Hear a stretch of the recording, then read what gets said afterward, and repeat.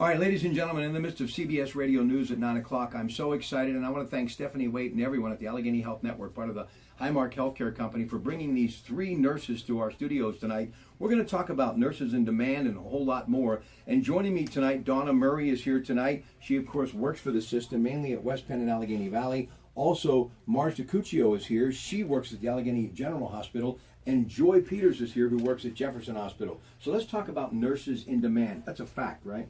That is definitely a fact. Nurses are more in demand now than they have been in many years. We're seeing that trend increasing with the baby boomers who are now starting to retire.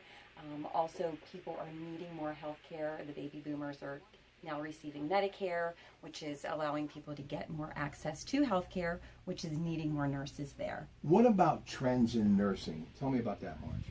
Well, nursing is far different than what it has been historically, in that there's a lot of opportunity for nurses that have advanced education. So originally we may have considered nurses having 2-year degrees, but today many nurses have baccalaureate degrees, and they're getting master's degrees and doctorate degrees to be able to do advanced things in nursing. Now you can see why I'm telling my 16-year-old daughter, become a nurse, become a nurse. It's a great profession, but there are some misconceptions out there too, and Joy's going to tell you about that right now. Joy? All right, well, there are a number of misconceptions about nursing, and I think one of the biggest misconceptions is that only females are joining the population and the profession. But the reality is, while there are significantly more women in the profession, studies are showing that men are actually entering the profession at a very high rate. And the great thing about it is, if you look back into 1970, there were only about 3% of men in the profession, but today, we're about 10% men.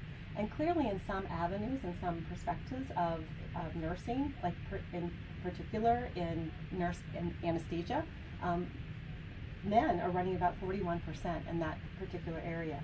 So there are some other misconceptions too. I mean, in many cases, people think that, advancing your career in nursing means that you need to quit your job to go back to school full time. But the reality is there are many, many opportunities for nursing out there where you can continue with your job and go to school part-time, or you can take online classes and continue to advance your skill set and your experience while you're continuing to advance your education. So those are some opportunities too. So there's also some statistics that say nurses are only found in hospitals. And believe me, they can talk too, folks. A job well done. You'll meet these ladies on the radio right now on News Radio 1020 KDK. Good evening.